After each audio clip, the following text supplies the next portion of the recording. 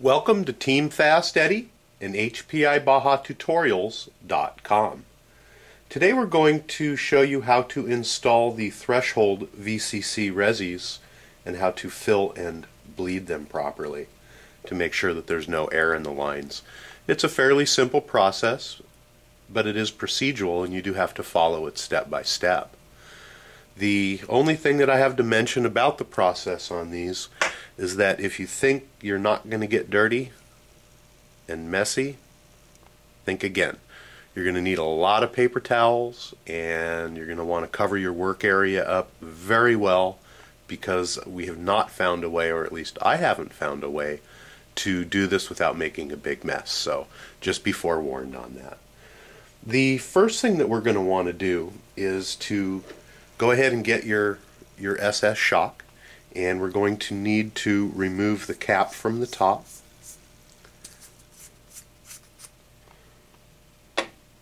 And we're going to remove the ball from the cap. You can use a pair of pliers. You can do it in one of many ways. We're going to go ahead and again use our arbor press to press the ball out of the cap. And it is a fairly simple process.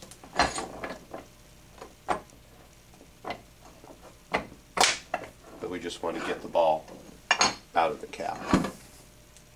We're going to go ahead and put the cap away because we won't be using it, and we've extracted the ball.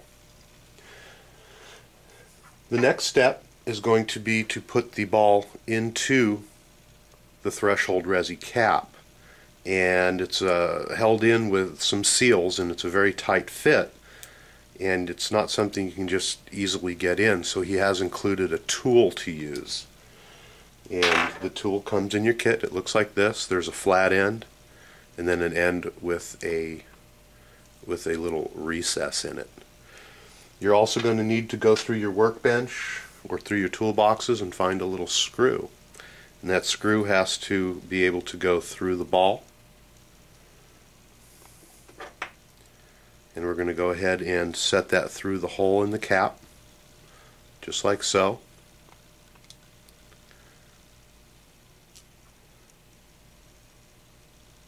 And then this is going to go over the top with the area that has the indent towards the cap. Sorry about getting it out of the camera there. So again, you're going to have your screw. Going to put the ball onto the screw. Going to push that through the bottom of the cap. And then the portion with the indent is going to go over the top. Now at this point you can squeeze this together with a pair of pliers, or if you have a vise you can put this in between the jaws of the vise, tighten it up until it pops in. Again, we're going to use our trusty arbor press and set it down, and very simply pop the ball in. And it does take a little bit of pressure, and it pops in just like so. And you can see that it is free moving, and it is somewhat restricted by the rubber that's inside, but the ball has to be even and firmly seated inside. We're going to go ahead and clean our workbench off now and get ready for the next step. So we'll be right back. Alrighty, at this point we're going to go ahead and take our shock, and we're going to remove the bottom portion so that we have just the tube in our hand. And we're going to go ahead and thread the top cap onto the shock body.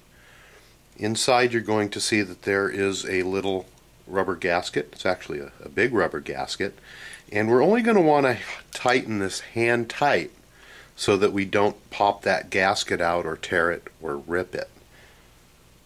So what we're going to do is take a little bit of shock oil that we have in a cap here, and we're just gently going to put a little bit around the top of the cap, just like that.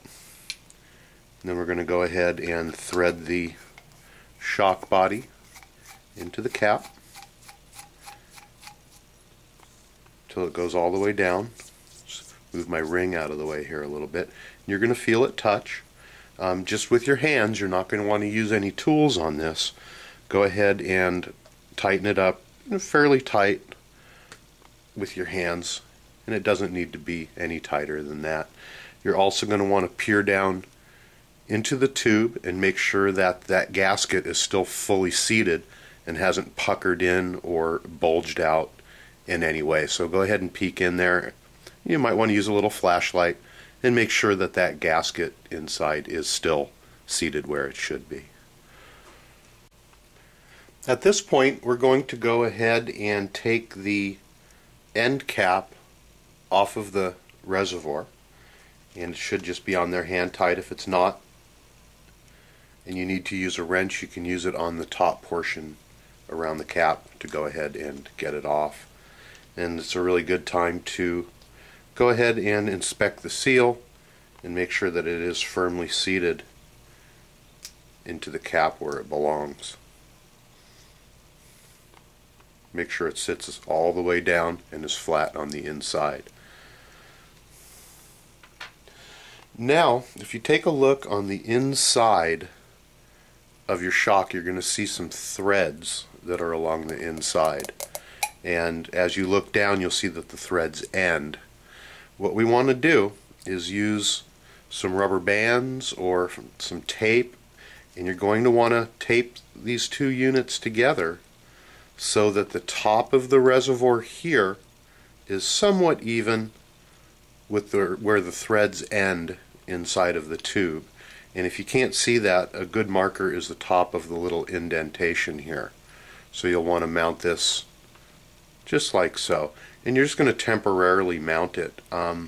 Several ways to do that. One way that I've used and I like is I have actually some rubber bands, and I'm going to go ahead and rubber band these together just like so, and align the top so that it is somewhat even with that or the inside of the tube where the threads end. You just want to hold these together, and it makes it a little easier to work with. Now we're going to want to find a way to hold your shock reservoirs in an upright position while we fill them and while we're finishing the rest of the project. I have a little pen device here that I really like to use, and you can find whatever you want. You'll find where there's a will, there's a way. Look around your shop and you'll find something. Basically what I do is I just clamp this into my vise just like so, and it works for me. What I'm also going to do is to use some paper towels on the bottom here, and that way I'm not going to scratch my lids, and it also will catch any additional fluid that, trust me, you will have. So let's go ahead and get this clamped in, and it doesn't have to be viced in real heavily. You just want it in there so it's not going to come off, and you can work with it. And if whatever you do, though, don't vice in and crush your tube. There's many different ways to hold this, and I'm sure that you'll find a way that's easy for you. So that's how I'm going to do it. Once you have your shock body secured so that you can work on it, we're going to go ahead and put shock fluid into the main shock body. And we're going to do this very, very slowly, and what we're going to do is give it a chance to come through this tube and to fill up the reservoir. Sometimes, depending on what weight fluid you're using, it's going to go ahead and do that itself. Sometimes you need to give it a little bit of help. Instead of just pouring my fluid in, I tend to like to use a little injector. It's just, for me, a lot cleaner, not as messy. So we're going to go ahead and put fluid in, and we're going to check and see when it starts to fill up the little Rezzi chamber there. So we're going to go ahead and put our shock fluid in, and we can see that it is slowly seeping down, And it's really hard to see with the camera, but at this point we can see that the shock fluid is starting to fill up the Rezzi here.